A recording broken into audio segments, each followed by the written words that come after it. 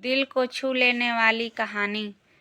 छोटी मनु ने गुल्लक से सब सिक्के निकाले और उनको बटोर कर जेब में रख लिया। निकल पड़ी घर से।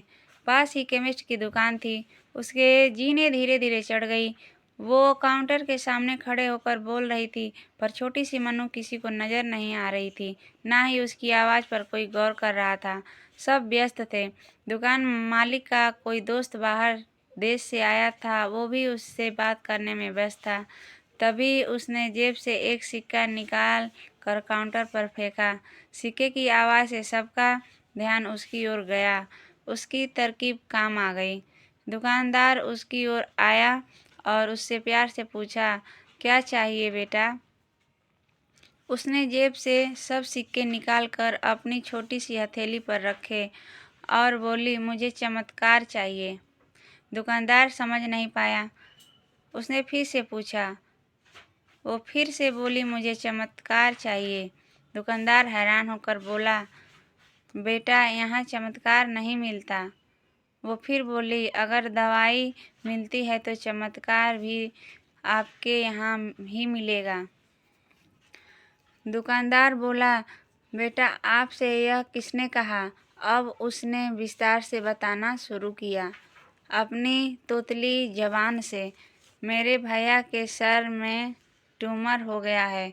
पापा ने मम्मी को बताया है कि डॉक्टर 4 लाख रुपए बता रहे थे। अगर समय पर इलाज न हुआ तो कोई चमत्कार ही इसे बचा सकता है और कोई संभावना नहीं है। वो रोते हुए माँ से कह रहे थे, अपने पास कुछ बेचने को भी नहीं है, न कोई जमीन जायदाद है, न ही गहने। सब इलाज में पहले ही खर्च हो गए हैं। दवा के पैसे बड़ी मुश्किल से जुटा पा रहा हूँ।